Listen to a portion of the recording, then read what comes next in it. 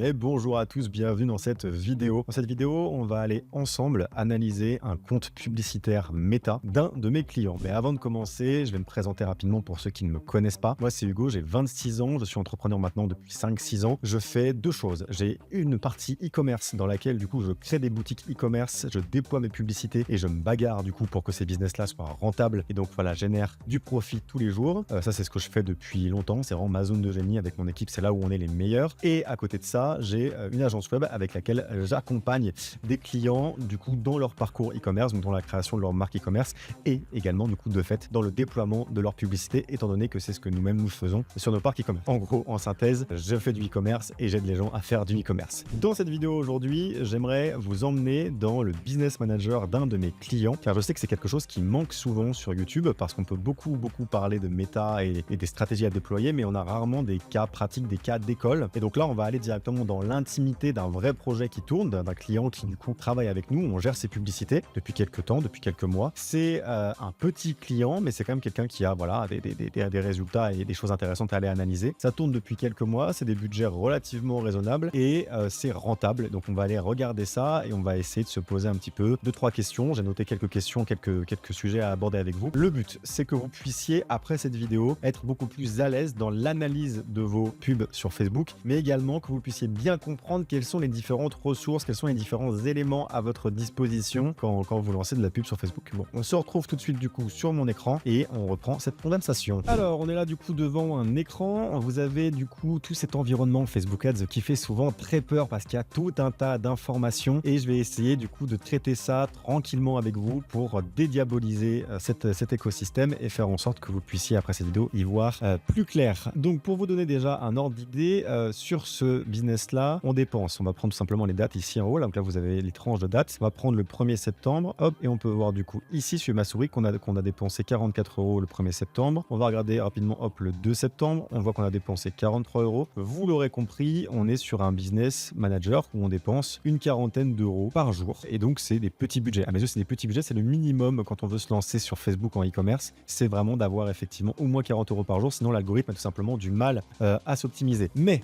donc, quand on regarde plus factuellement d'autres choses importantes dans les données qu'on a devant nous, c'est tout simplement le ROS global le ROS qui est là et qui du coup le ROS global qui est ici. Donc vous pouvez le voir, on a 3 campagnes qui tournent. Je vais les décrire juste après pour expliquer à quoi elles servent. Mais là, juste pour vous donner un ordre d'idée des résultats, donc on a ici donc le 29 août par exemple un ROS global de 2,25 sur ce compte-là. Donc ça veut dire que quand on a dépensé 41 €, globalement, on a encaissé plus ou moins 90 € de chiffre d'affaires. C'est ça que ça veut dire le ROS, hein, c'est le retour sur investissement. C'est si vous avez un ROS de 1, ça veut dire que vous mettez 1 € dans la machine, elle vous en redonne 1. Si vous avez un ROS de 2, ça vous mettez 1 € dans la machine, elle vous redonne 2 €. C'est ça le ROS, donc c'est l'une des KPI les plus importantes. On y reviendra peut-être après. Et donc si on regarde un petit peu sur le temps, on voit par exemple, on prend le mois d'août, du 1er août au 31 août, on va mettre à jour, on voit qu'on a un ROS global de 2,92, donc on a dépensé sur toutes 1300 de pubs. 2,92 on va arrondir à 3, ça veut dire que pour 1300 de pubs, on a gagné 3900 € de chiffre d'affaires en gros, parce que du coup c'est un ROS de 2,92, donc un ROS de 3. On voit qu'on a notamment deux campagnes qui portent les ROS, on a une campagne ici d'achat à froid, donc avec un ROS de 2,99, ici une campagne de retargeting avec un ROS de 3,47. Avant de vous expliquer un petit peu à quoi servent les différentes KPI, donc quand je parle de KPI, c'est les différentes colonnes qu'il y a ici, hein, les CPM, les CTR, les CPC, le clic, les vues de page, le coût par ajout au panier,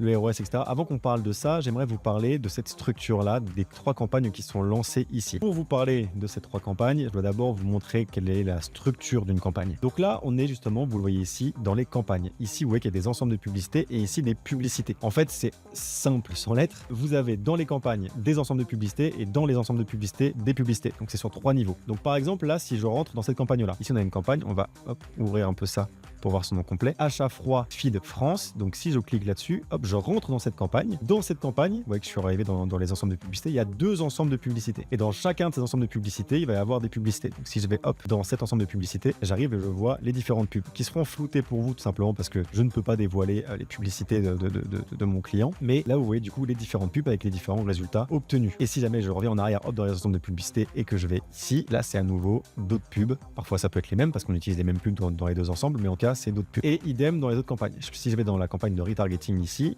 j'ai un seul ensemble de publicités et quand je rentre dedans, j'ai les différentes pubs de cet ensemble de publicités. Donc ça, il faut bien le comprendre, cette structure-là, cette arborescence, donc de 3 niveaux à chaque fois. Ici, j'ai 3 campagnes. J'ai une campagne d'acquisition à froid, c'est une campagne qui a un objectif achat. Le but, c'est de provoquer des ventes, qui du coup va avoir plusieurs adsets sur différentes audiences, donc ensemble de publicités. Donc ici, on va avoir un ensemble de publicités qui va cibler toute la France et ici, un ensemble de publicités qui va cibler, là, ce sera flouté pour vous, je peux pas le dire, mais du coup, un centre d'intérêt. Donc en gros, on a un ensemble de publicités qui est vraiment très large et un ensemble de publicités qui va être précis et on va déployer nos pubs du coup à travers ces deux ensembles de publicités. Et donc ça, c'est la campagne d'acquisition à froid. Pour vous expliquer avec encore plus de détails, il faut savoir que donc dans la campagne, vous définissez un objectif. Là, en l'occurrence, l'objectif c'est achat. Dans les ensembles de publicités, vous définissez d'autres choses. Vous définissez un second objectif. Donc là, c'est maximiser le nombre de conversions. Donc premier objectif de la campagne, objectif de conversion. Là, c'est maximiser le nombre de conversions avec un événement de conversion qui est l'achat. La conversion qu'on veut obtenir, c'est de l'achat. Vous définissez le budget au niveau de l'ensemble de publicités. Vous définissez l'audience, donc les gens que vous voulez cibler, et les placements. Donc les placements, c'est est-ce que vous voulez imprimer vos pubs dans les stories, imprimer vos pubs dans le feed, imprimer vos pubs dans les colonnes à droite, etc. Il y a plein d'emplacements différents pour imprimer vos pubs. Et donc là, on a deux ensembles de publicités du coup qui vont avoir pas le même budget. Là, ici c'est 20 € par jour, ici c'est 10 € par jour, et pas la même audience non plus. Voilà, bon ça c'est pour vous expliquer rapidement. Donc on a cette campagne là d'achat à froid qui est très importante. En plus de cette campagne à froid, vous allez avoir ici une campagne de retargeting. Ici c'est simple, c'est juste des audiences qui sont des audiences ciblées, précises, avec des gens qui nous ont déjà vus. Les audiences notamment qu'on va avoir dans les campagnes de retargeting, c'est les gens qui ont déjà vu nos vidéos, les gens qui ont déjà interagi avec la page Facebook, la page Instagram, les gens qui ont déjà visité le site. Donc généralement, c'est très important quand vous avez une campagne à froid, donc c'est des gens qui vous allez montrer vos pubs à des gens qui ne vous connaissent pas, en parallèle d'avoir du coup une campagne de retargeting qui va cibler uniquement des gens qui vous connaissent. Ça, c'est une structure que j'utilise très souvent. Donc une campagne à froid et une campagne à chaud. C'est comme ça que moi je le formule et je vous montrerai juste après comment créer ces fameuses audiences. Et la troisième campagne, elle est pas forcément obligatoire et moi j'aime bien la faire. C'est une campagne que moi j'appelle la campagne PPE, qui est une campagne d'interaction. Donc là, l'objectif de la campagne, c'est de provoquer des interactions. Et dans l'ensemble de publicités, on va définir comme interaction, notamment interaction avec la publication. Donc l'idée en fait de cette campagne, c'est un tout petit budget, je le précise, là on est sur 2 € par jour, vous voyez c'est vraiment pas grand chose, c'est de récolter des likes, des commentaires et des partages sur les pubs. En fait tout simplement le Facebook va aimer quand vos pubs sont pertinentes et plus elles sont pertinentes, plus il va baisser vos coûts de diffusion. Et donc pour aider à cette pertinence, moi j'aime bien avoir cette campagne d'interaction qui tourne à côté des autres pour justement charger les pubs qu'on utilise avec des interactions afin d'envoyer comme message à Facebook finalement: mes pubs plaisent, mes pubs font interagir, les utilisateurs de Facebook aiment mes pubs. C'est un peu ça le message que j'essaie d'envoyer à Facebook avec la campagne d'interaction. Et au-delà de ça, ça permet d'avoir des pubs qui dans la campagne d'interaction vont récolter des likes, des commentaires, des partages, mais cette même pub on va l'utiliser aussi dans les campagnes d'achat à froid et dans les campagnes d'achat à chaud. Et ça permet d'avoir en fait finalement une pub qui est encore plus crédible, donc qui va sans doute provoquer plus facilement des achats étant donné qu'elle a beaucoup de likes, de commentaires et de partages. Donc cette combinaison là de lancement quand on est sur des budgets comme actuellement, donc à 40 € par jour, c'est quelque chose que j'utilise très souvent. C'est une belle stratégie que là je vous partage. Du coup, c'est une campagne à froid, une campagne à chaud et une campagne d'interaction. Généralement, là on va avoir du coup en termes de répartition de budget la campagne à froid où il y a 30 € par jour, la campagne de retargeting où il y a 10 € par jour, normalement voilà 10 € par jour, et la campagne d'interaction où il y a 2 à 5 € par jour. C'est mes budgets classiques. Si vous voulez, le budget retargeting doit toujours, peu importe votre niveau de budget, doit toujours correspondre à plus ou moins 30% de votre budget global. C'est une règle qu'on se dit comme ça et c'est vrai que ça fonctionne plutôt bien. Voilà pour une présentation rapide. Si jamais vous voulez aller plus dans le détail, j'ai d'autres vidéos sur Facebook. Là, le but c'est plutôt de vous montrer d'autres choses, pas forcément vous parler de la stratégie. Donc on va passer à la suite. Ici, vous pouvez constater directement, et c'est normal, que la campagne de retargeting a un ROS de 3,47, là où la campagne d'acquisition à froid a un ROS de 2,99. C'est presque tout le temps le cas. La campagne d'acquisition à froid est souvent un ROS inférieur à la campagne de retargeting. C'est logique, la campagne de retargeting, elle cible des gens qui vous ont déjà vu, donc elle convertit plus facilement. Je vous l'apprends pas, on dit qu'il faut voir environ en moyenne 7 fois une pub avant de passer à l'action, avant de passer à l'achat, donc c'est logique. Et on n'oublie pas que la campagne de retargeting, elle peut exister que s'il y a une campagne d'acquisition à froid. C'est uniquement parce qu'on diffuse de la pub à froid que on peut avoir du retargeting. Parce que je sais qu'il y a des gens qui pourraient se dire, du coup, est-ce qu'on laisserait pas tourner que le retargeting? Si je coupe l'acquisition à froid et que je laisse tourner que le retargeting, d'ici 2 semaines, ma campagne de retargeting, elle ne retarget plus personne, parce qu'il n'y a plus personne qui vous découvre. Voilà pour un peu l'explication de comment est organisé actuellement le Business Manager. J'aimerais vous montrer le système des colonnes parce que c'est important. Pour bien analyser un compte Facebook Ads, bien évidemment, il vous faut les bonnes colonnes. Donc les colonnes, c'est les différentes KPI qui sont ici. Là, ce que vous avez devant vous, c'est les colonnes que moi j'utilise le plus. Donc je vous invite à faire une capture d'écran ou à mettre pause et à les noter. Vous allez avoir du coup nom, campagne, etc. Le budget, le montant dépensé, la couverture, la répétition, les CPM, CTR, CPC, clic unique sur lien sortant, vue de page de destination, coût par ajout au panier, paiement initié dans l'application, ça on s'en fout, je sais pas pourquoi c'est là. Coût par achat, achat, ROS, diffusion. Et souvent, je mets à la fin la date de création. Ça, c'est, j'utilise d'autres colonnes parfois quand je vais plus dans le détail, mais c'est mon truc de base pour avoir une vision globale sur un compte. C'est pour se faire une idée de si ça marche bien et comment ça fonctionne. Pour personnaliser vos colonnes, ça va se passer ici, dans le bouton personnaliser les colonnes. Et là, vous allez avoir toutes les colonnes possibles qui apparaissent. Vous pouvez aussi faire un système de recherche. Si vous cherchez par exemple les achats, hop, vous écrivez achats et ils sont là. Et du coup, à droite, toutes celles qui sont sélectionnées, vous pouvez du coup cliquer sur les petites croix pour les retirer et sélectionner celles que vous voulez. Et ensuite, à la fin, vous pouvez les enregistrer pour qu'elles soient déjà là la prochaine fois et les nommer, puis faire appliquer. Pour vous donner un ordre d'idée, par exemple, moi, c'est ce que je pourrais essayer de rajouter. Déjà, je vais retirer un truc qui m'intéressait pas, c'est paiement initié par application. Hop, je le décoche, j'en ai pas besoin. Donc, il va me le retirer. Et j'aimerais qu'il me mette, par exemple, qu'est-ce que je pourrais essayer d'aller rajouter? Suivi ou j'aime, voilà, on peut même suivi ou j'aime, donc il est là tout au bout. Là je vais faire appliquer et du coup hop, si je vais tout au bout, il m'a rajouté une colonne suivi ou j'aime, vous voyez, qui est juste là. Donc les différentes KPI qui sont là, elles ont toutes une importance, bien évidemment, elles sont pas là pour rien. Maintenant il faut réussir, pour prendre des bonnes décisions, à comprendre ce qu'elles sont en train de nous dire. Et donc là j'aimerais voir avec vous les KPI les plus importantes et vous expliquer à quoi elles font référence et en quoi est-ce qu'elles sont importantes. Là, l'une des KPI importante, c'est notamment les CPM. Ici, donc c'est le coût pour 1000 impressions. C'est combien est-ce que vous payez pour imprimer sur 1000 écrans. Il faut savoir que plus votre audience va être large, si je vais là-dedans, plus votre audience va être large, plus vos CPM vont tendre vers le bas. Si demain vous essayez de diffuser sur une audience où il n'y a que 50 000 personnes par exemple, vous allez avoir des CPM ici qui vont être très élevés, tout simplement parce qu'il n'y a pas beaucoup de monde à cibler là-dedans. Et donc vu que vous êtes mis en compétition avec les autres personnes qui veulent diffuser sur ce groupe-là, vous allez avoir des CPM qui vont monter. Donc des CPM qui montent vers le haut, ça peut être soit parce que vous avez une audience trop petite, donc ça peut être une bonne idée des fois d'élargir l'audience. Nous souvent ce qu'on préconise, c'est là, vous le voyez, c'est une audience très large, enfin vous le voyez pas, c'est flouté, mais c'est sur toute la France, on appelle ça une audience broad, une audience vraiment sur tout le pays, donc peu importe où vous diffusez, mais toute l'Allemagne, toute la France, toute l'Espagne, toute l'Italie, et vous laissez Facebook s'optimiser et trouver votre audience tout seul avec l'algorithme qui va du coup comprendre qui est votre audience avec les différents achats. Et donc généralement, si vous faites des audiences trop précises, vos CPM vont exploser et du coup vous serez moins rentable. Ça, c'est l'une des choses qui peut faire varier le CPM. Vous allez aussi avoir votre pertinence. Si vos pubs sont nulles et que personne ne clique dessus, personne ne les regarde, vos CPM vont monter en flèche, et donc ça fait partie des choses que vous pouvez analyser. Des CPM trop élevés, ça veut dire que vos pubs sont pas forcément pertinentes. Vous avez également une note de page Facebook qui va de 1 à 5. Cette note, c'est l'indice de confiance que Facebook vous accorde. Si vous avez une note de 5 sur 5, vous allez avoir des CPM qui vont tendre vers le bas. Si vous avez une note qui est en dessous de 2, vous n'aurez plus le droit de diffuser de la pub. Mais si vous avez par exemple une note de 3, vous allez avoir des CPM pas très avantageux et vous allez donc payer cher pour vos pubs. Donc plus vous êtes copain avec Facebook, plus Facebook vous aime bien, plus vous avez un service qualitatif, plus vos pubs font cliquer, plus vos CPM vont tendre vers le bas. Et plus vos CPM tendent vers le bas, plus vous êtes rentable, forcément, vu que ça devient moins cher pour vous de diffuser la publicité. Donc voilà ce que ça dit que CPM, donc c'est très important comme KPI. En France, il faut savoir que des CPM dits normaux, c'est entre 3 et 7. Donc si vous êtes au-dessus de 7, il faut commencer à se poser des questions. Bien évidemment, ça dépend aussi quand même plein de choses de ce que vous vendez. Je sais que par exemple, si vous faites des demandes à pub pour, je sais pas, un truc très niché, mettons les chauves qui font de la pêche, et que vous essayez du coup de cibler ces gens-là, c'est possible que vu que c'est un tout petit segment d'audience, c'est possible que vos CPM explosent et que soit vous ayez des CPM autour de 13, 14, peut-être 15, peut-être même 20, mais qu'au moins vous touchiez votre cœur de cible et donc vous pouvez malgré tout être rentable avec des CPM élevés. Mais globalement, sur du e-commerce classique, honnêtement, des CPM entre 4 et 7, c'est ce qui est bien. Au-dessus, c'est qu'a priori, vos pubs ne font pas assez réagir, sont pas assez efficaces. Et en dessous, c'est excellent. Vous doutez, si vous avez des CPM de 2, c'est très bien. Autre KPI très importante, c'est le CTR. C'est donc le taux de clic sur votre pub. Donc là, on a un CTR de 4% presque. Ça veut dire que sur 100 personnes, il y en a 4 qui cliquent sur la pub. Donc ça, 4%, il faut savoir que c'est très bien. Sur ma boutique la plus élevée où je fais 1,5 million, où j'ai fait 1,5 million sur 2023, pour vous dire, nos CTR sont plutôt autour de 1,5%. Donc on a des CPM très bas autour de 3, mais des CTR à 1,5%. Donc c'est pas non plus exceptionnel. Et donc moi, si vous avez comme là des CTR de 4%, c'est plutôt bien. Des très bons CTR, ça va autour de 7, 8, 9%. 10%, honnêtement, vous seriez vraiment très bien. C'est un bon indicateur pour juger le niveau de pertinence. Si vous avez un CTR en dessous de 1,5, c'est un peu préoccupant. Il faut faire plusieurs tests pour voir si vous n'avez pas des pubs qui peuvent faire plus cliquer. C'est important. Mis directement en corrélation du coup avec le coût par clic, forcément, du coup ça fait finalement une corrélation entre votre CPM et votre CTR. Ça vous donne du coup un coût par clic. Donc vous pouvez aussi l'analyser. Globalement, c'est pareil, un coût par clic au-dessus des 40 centimes, ça commence à être un peu cher. Encore que ça dépend de ce que vous vendez. Ça dépend aussi du prix de ce que vous vendez. Mais là, par exemple, un coût par clic à 20 centimes, c'est très bien.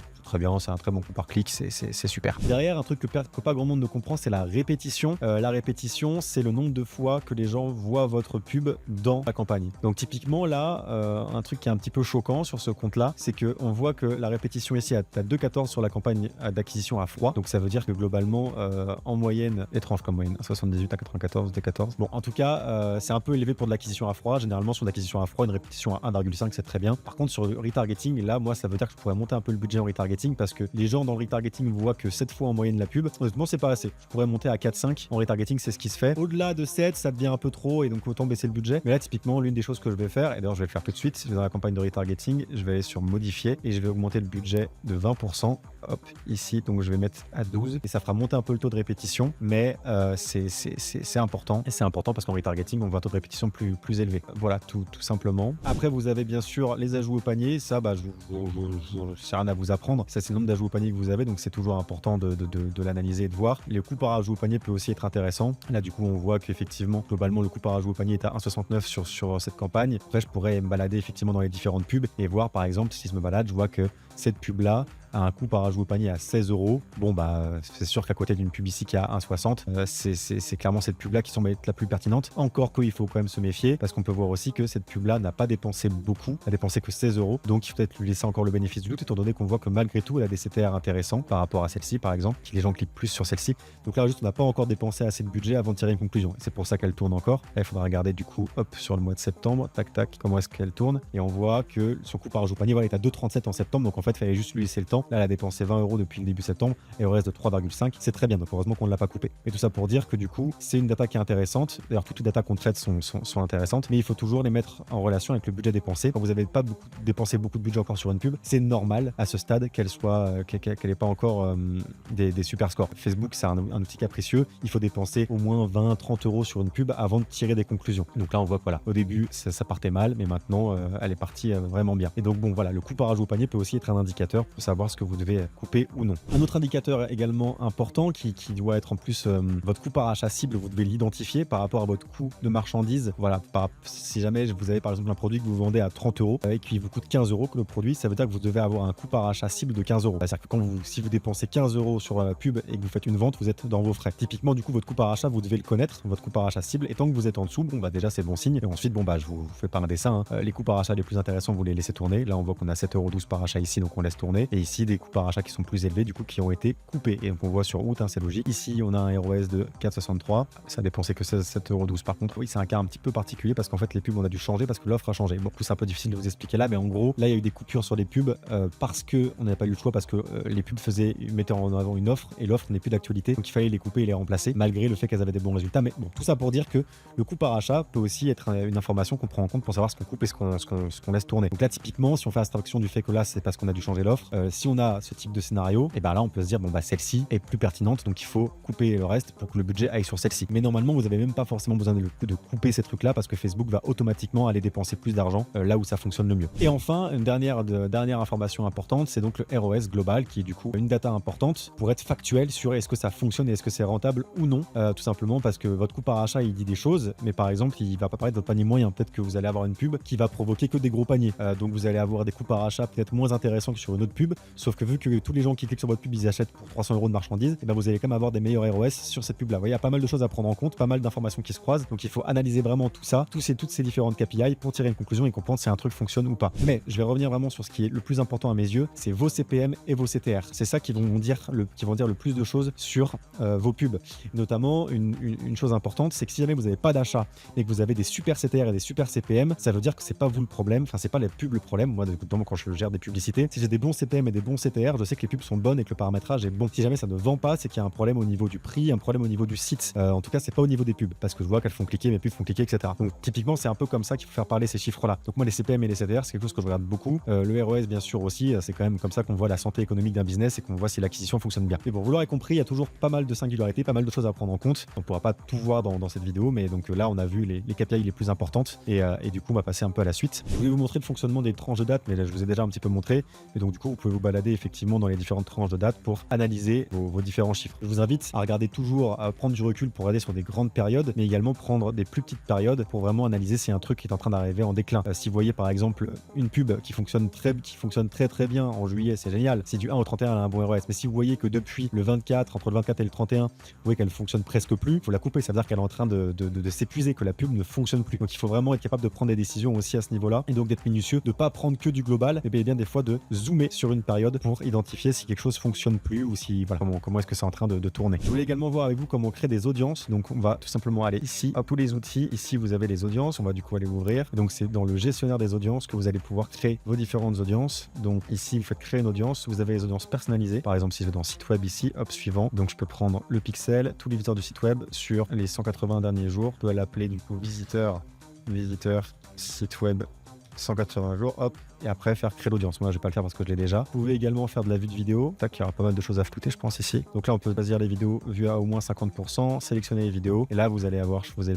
bon là c'est flouté, mais vous choisissez du coup la bonne page, tac, ici, et vous choisissez les vidéos qui vous intéressent, tac, donc toutes vos vidéos publicitaires, les vidéos qui sont sur vos réseaux, etc. Et vous les rajoutez là. Bon là tout est flouté, mais vous aurez compris l'idée, et puis pareil vous faites confirmer, et après ici nom de l'audience, etc.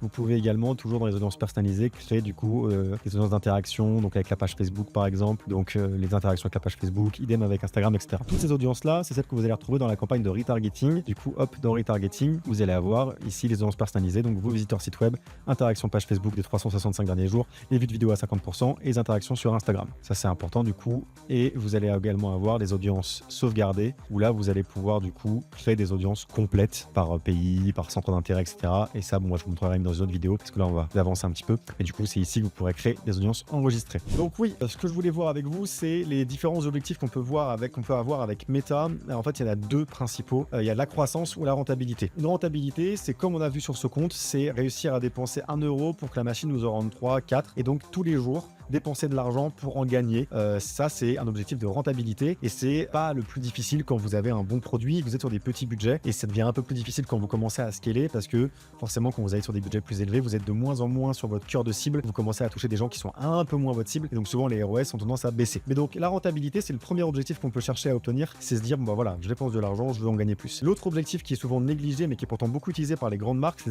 des objectifs de croissance. C'est utiliser Meta juste pour vraiment avoir du chiffre d'affaires à fond, toucher des nouveaux clients, faire rentrer un maximum de personnes dans la marque, qui soient contents des services, qui puissent en parler, etc. En bref, faire grandir la notoriété de la marque. Et il y a des marques qui ont, voilà, du coup, c'est des objectifs de croissance sur une année, qui vont dépenser peut-être 3 millions en publicité sur Facebook, qui vont faire que peut-être 2,5 millions de chiffre d'affaires, donc ils vont être clairement en perte, mais qui à côté, dans ce type de scénario, vont avoir beaucoup de nouveaux clients dans la boucle, être beaucoup plus connus, vont pouvoir retargeter tout ce petit monde par mail, vont avoir des clients qui vont revenir, vont avoir du bouche-oreille, etc. Et donc les startups, etc. ont souvent en fait des stratégies de croissance. Ils vont utiliser Meta vraiment pour diffuser au maximum de personnes. Et donc là, sur la croissance, il y a des KPI à analyser, alors que sur la rentabilité, c'est d'autres KPI à analyser. Donc tout ça pour dire que la manière d'analyser un compte et de savoir s'il est performant ou pas, ça dépend aussi bien sûr de l'objectif global du projet. Et enfin, pour finir du coup sur cette vidéo, j'ai donné mon avis donc sur ce compte là en question. C'est un compte qui est intéressant parce qu'il a des résultats qui sont factuellement bons, des ROS entre 2 et 3 par rapport à son coût de produit, etc.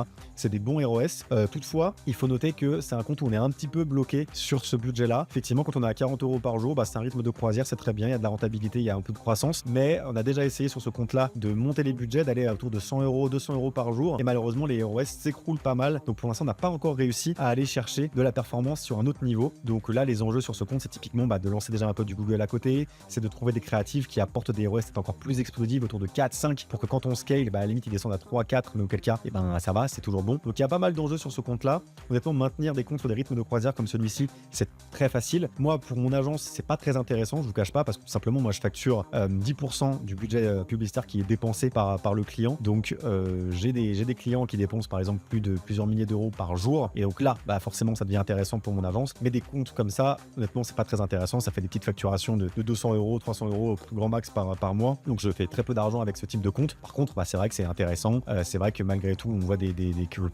pour quelqu'un qui a des ROS entre 2 et 3 comme là, c'est quand même du coup un business qui est rentable rentable pour lui, qui rapporte de l'argent tous les jours. Donc forcément, c'est intéressant, c'est factuellement un succès. Maintenant, c'est pas sur une grande échelle. C'est d'ailleurs pour ça que j'avais le droit, entre guillemets, de le montrer en exemple, parce que pas grand chose de confidentiel, c'est un petit projet. Donc voilà pour ça. J'espère que cette vidéo vous a plu. Ça a duré un petit moment, mais en même temps, il y a tellement de choses à voir et pourtant, j'ai dû survoler plein de choses. Il y a plein de trucs où j'ai pas pu aller dans le détail. Si cette vidéo vous a plu, je vous invite à mettre un like, à mettre un commentaire, à la partager, à vous abonner, à activer la cloche. N'hésitez pas à me dire quel autre sujet dans Facebook vous voulez que je traite de cette manière-là. Peut-être qu'on peut aller plus dans le détail dans les audiences, peut-être qu'on peut aller plus dans le détail dans les KPI. On peut faire des vidéos spécifiques. Là, je voulais vraiment vous montrer un peu globalement comment analyser un compte Facebook. Bon, allez, je m'arrête là, sinon ça va durer encore une éternité. Et moi, je vous dis à très bientôt du coup dans la prochaine vidéo.